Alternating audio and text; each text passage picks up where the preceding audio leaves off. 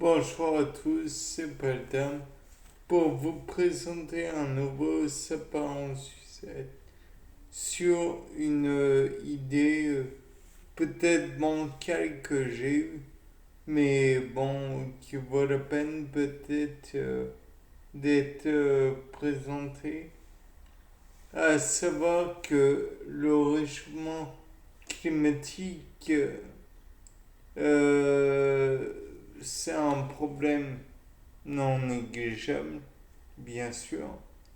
On en est tous victimes. Et je me disais, étant donné que la chaleur, c'est en partie dû à un dégagement et une capture de rayons infrarouges, peut-être que si on multipliait les espèces étant capables de capter les rayons infrarouges, peut-être que ça pourrait non seulement leur être bénéfique, mais en plus ça pourrait nous aider.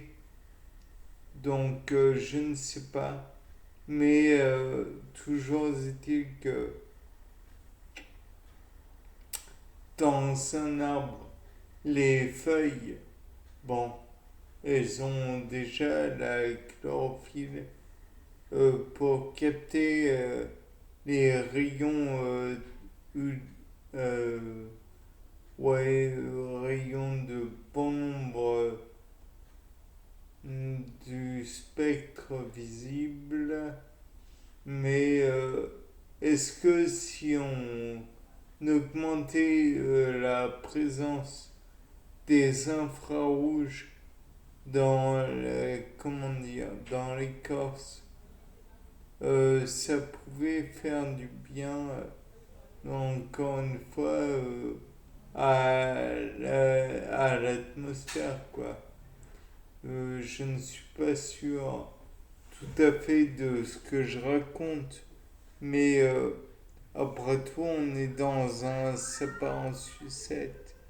Et le fait est que si les rayons infrarouges étaient captés par l'écorce des arbres, peut-être pourrait-il être enrichi et solidifié et augmenter leur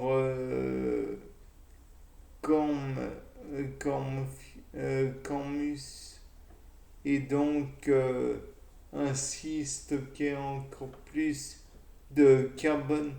Certes, on nous dit ouais, mais à force de stocker les arbres, ils deviennent fragiles, ils deviennent cassants et tout et tout.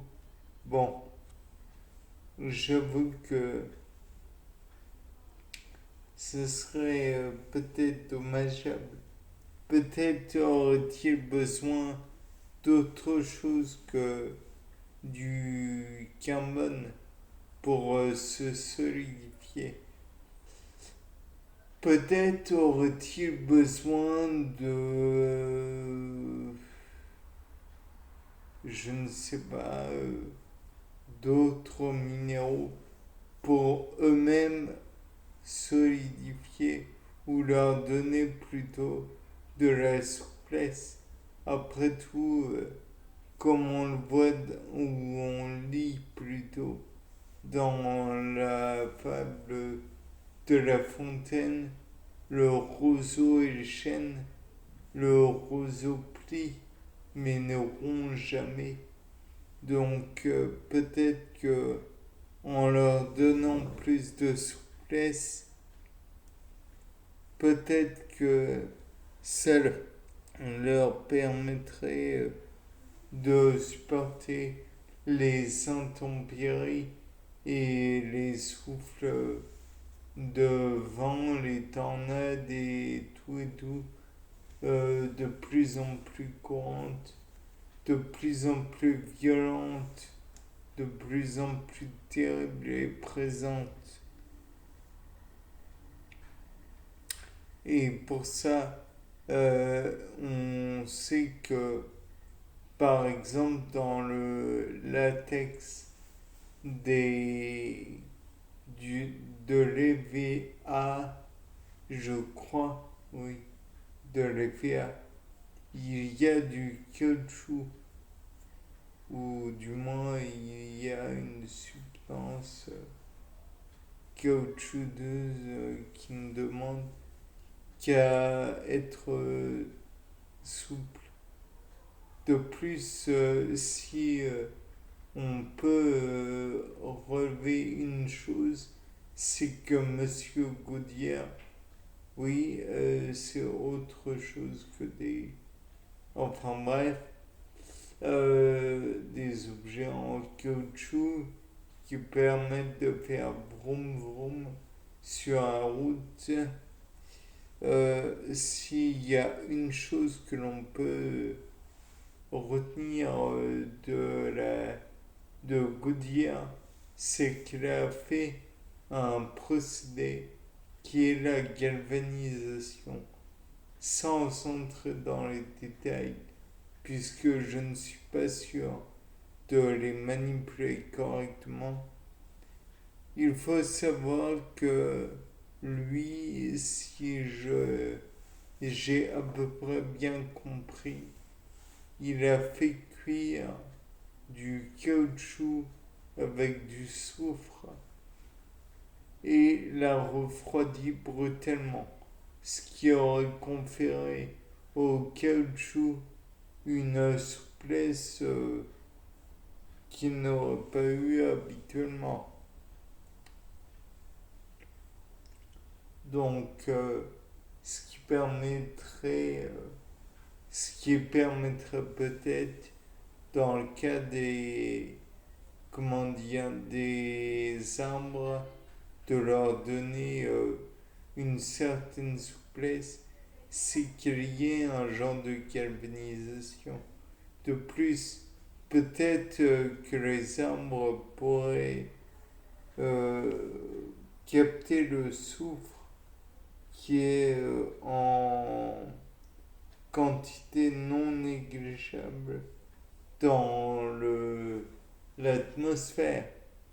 Et donc, parce que vous savez peut-être, le dioxyde de soufre, c'est énormément toxique.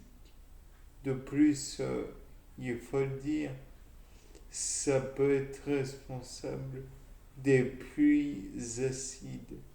Donc, si on retire le dioxyde de soufre et peut-être même le trioxyde de soufre ou d'autres choses, peut-être le sulfure d'hydrogène aussi, ouais, ça pourrait n'être que mieux et limiter les pluies acides. Et donc, à terme, peut-être que les arbres pourraient encore plus être une denrée indispensable. Sait-on jamais ce que je dis là? Je ne le dis pas pour augmenter les forêts sur le territoire français, mais tout de même, ça pourrait être intéressant. De plus, soyons francs, les arbres sont de gros capteurs de carbone. Et nous, êtres humains, anthropo, c'est la période que nous vivons, là, bon, je vais pas vous le cacher, je pense que nous allons vers des période très noire, très très noire. Donc, faites en sorte d'avoir un impact négligeable sur l'environnement. Je pense que nous, êtres humains, avons suffisamment de choses à nous reprocher. Bien, c'était pas le dame pour un sapin à succès. Au revoir.